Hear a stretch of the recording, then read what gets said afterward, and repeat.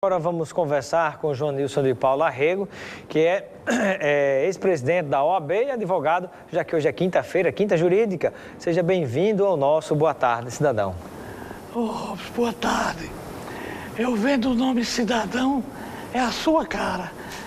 Porque se o Brasil, quando o Brasil chegar, que cada advogado seja o cidadão advogado, o cidadão jornalista, o cidadão motorista, ou seja, as noções de cidadania indispensáveis ao exercício da república, da democracia, precisavam ter como em você um exemplo, e outros tantos também, exemplo de pessoa que se dedica a falar com precisão, com independência, com objetivos amplos, coletivos, porque só assim a gente conseguirá um dia atingir um país cidadão. Obrigado, professor Joanilson. Eu iniciei a nossa entrevista conversando sobre a indústria de multas instalada na nossa cidade de Natal. Quais são as suas reflexões como advogado, como cidadão, a respeito desta situação que a gente vivencia hoje? Robson, eu acho que eu vou falar assim como professor.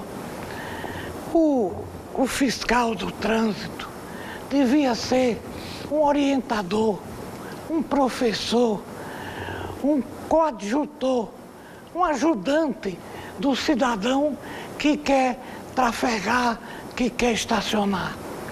Se ele parte da ótica punitiva, da ótica fiscalizadora, não é um serviço prestado à população. Termina sendo um serviço prestado às burras do tesouro. Essa mentalidade fiscalizadora constrange profundamente e distorce o usufruto da cidadania. Por exemplo, eu fui estacionar em determinado lugar no carro de minha filha. E ao dirigir, estacionei no lugar do idoso. Aí me lembrei que eu não estava no meu carro, mas não deu tempo de eu mudar de lugar. A pessoa chegou para multar.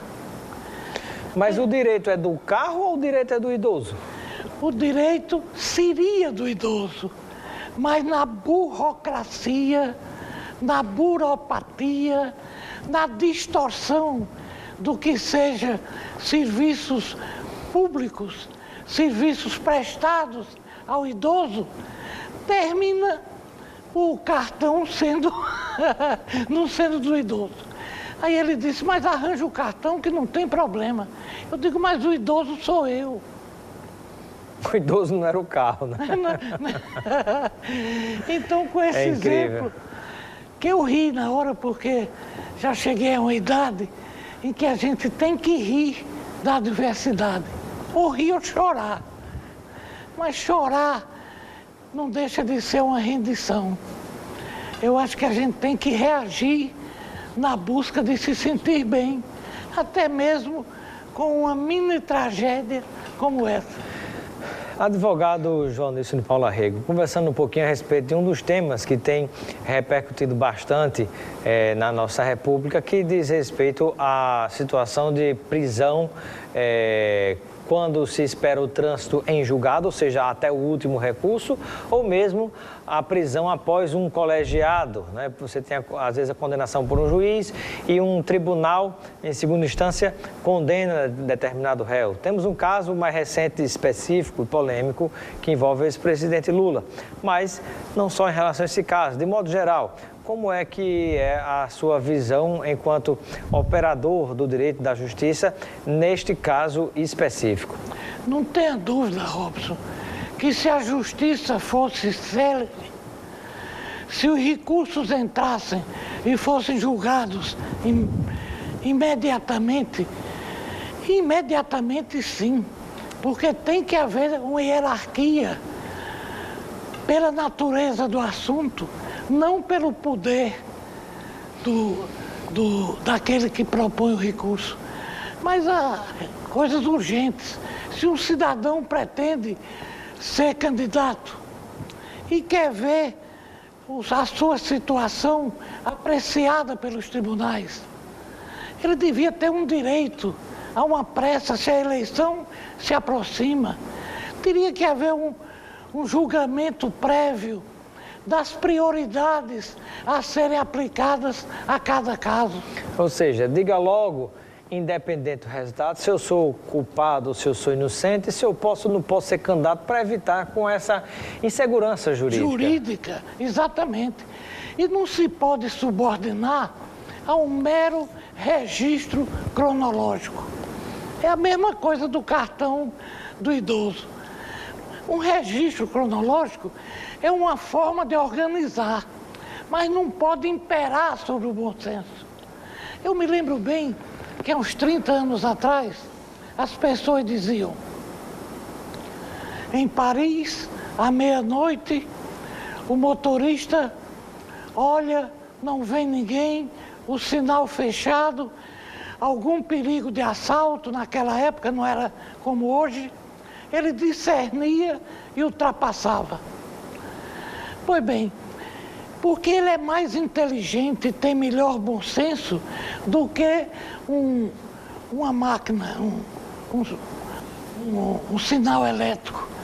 Ele é vivo, ele está ali para isso, para prestar um socorro, para cortar um sinal se vai transportando uma pessoa doente. Claro que tudo não se pode deixar sem lei e sem regra, infelizmente. Mas a lei e a regra tem que ser abrandada na hora da aplicação. Então eu Cada caso é um caso, a aplicação vai ter um peso diferente. Isso, cada caso é um caso. Eu me lembro bem que uma vez eu estava presidindo lá uma comissão de vestibular e a tolerância era 10 minutos.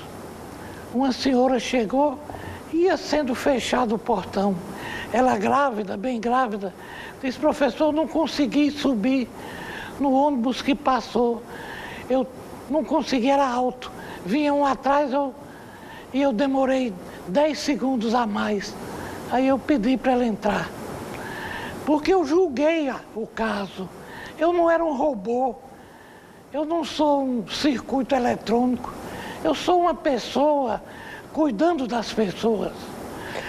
Por isso é que eu acho. E aí, especificamente em relação ao caso do ex-presidente Lula, qual é a sua visão diante dessa questão de condena ou não condena, prende ou não prende, pode ser candidato ou não pode ser candidato?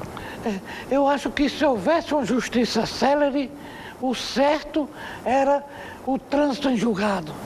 Era esperar o recurso até a última instância. Até a última instância. Isso é a segurança jurídica. Assim como também é a segurança jurídica a presunção da inocência, o devido processo legal, o contraditório, a ampla defesa. Tudo isso está sendo meio que atropelado pela situação atual que nós estamos passando, um pouco à margem do que seria a justiça. Pode ser até dentro do direito, ou da lei, ou das normas, mas a justiça, como é que você, da aplicação de uma lei, comete uma injustiça? Se fosse para aplicar a lei, mesmo que o resultado fosse esse, era preferível entregar aos computadores e não deixar uma pessoa de bom senso julgar. Conversando com João Nilson de Paula Rego, advogado, ex-presidente da OAB. O João Nilson de Paula Rego também já disputou o cargo de Senado da República, dentre outros cargos. E eu gostaria de saber, em 2018, há disposição para entrar em alguma luta política, advogado João Nilson? Robson, é muito difícil. Quando eu me lembro dos 67 mil votos que eu tive para o Senado da outra vez, eu fico com remorso de me recolher, de me omitir. fico como que obrigado a dizer àquelas pessoas que eu sobrevivo politicamente, que eu não fui, vamos dizer, atingido por nenhuma medida que me envergonhasse de me apresentar ao cidadão potiguar. Seu partido é o PSDC. Ainda há 15 anos que eu levo o partido nas costas. Eu pergunto a Joanilson de Paula Rego, venha sendo veiculada a perspectiva, a possibilidade de uma candidatura da vereadora de Grossos pelo seu partido, Cloriza Linhares. O que é que mudou? Não mudou nada. Ela ainda é pré-candidata? Ela é pré-candidata. Tem informações circulando nos bastidores de que o partido teria negado a legenda, teria acontecido algum problema com o próprio Joanilson, ou com o partido, ou com a candidatura dela? Não, é uma tese, né? Em princípio, a candidatura majoritária não é uma candidatura individual. A pessoa não é candidato porque quer ou porque não quer. É um apelo partidário, né? É uma decisão coletiva. Mas o partido, aliás, o partido só, o PSDC não, todos os partidos priorizam a chapa proporcional de deputado federal, para poder enfrentar a cláusula de barreira, para poder ter tempo de televisão, fundo partidário, participação nos debates. Então, os candidatos a deputado federal, eles não estão conseguindo fazer coligações, porque para fazer a coligação precisa ter o candidato a governador que seja dos mesmos partidos. Que seja alinhado. Que seja alinhado. Então, isso está causando uma diferença de pensamentos, de ponto de vista, de opiniões sobre o tema. E eu, como sou majoritário, eu me senti suspeito para presidir essa. E me licenciei. Deixei que o vice assumisse para Quem é o vice? É Odair Diniz. É um vereador presidente da Câmara Municipal de Caicó. E como é que vai ficar essa situação? Cloriza será ou não será candidata? Eu procurei não tomar conhecimento, porque uma opinião minha pode pesar sobre as pessoas que me seguem há tanto tempo. Eu preferi dizer a todos que ajam de acordo com sua convicção, né? No interesse do partido, e coloquem o interesse do partido por cima dos seus interesses. A candidatura, então, subiu no telhado? Não, a candidatura vai ser decidida, segundo eu soube, que eu não participei, mas vai ser decidida antes do dia 7. Não é decidida, porque quem decide é a convenção. Mesmo que o partido desaconselhe em convenções prévias, ela terá o direito de colocar o seu nome na convenção. Joanilson de Paula Rego, hoje o seu partido, o PSDC, está fazendo coligação para deputado federal, para deputado estadual, com quais grupos de partido? Olha, são 8 partidos que nos procuram. E qual é esse grupo que...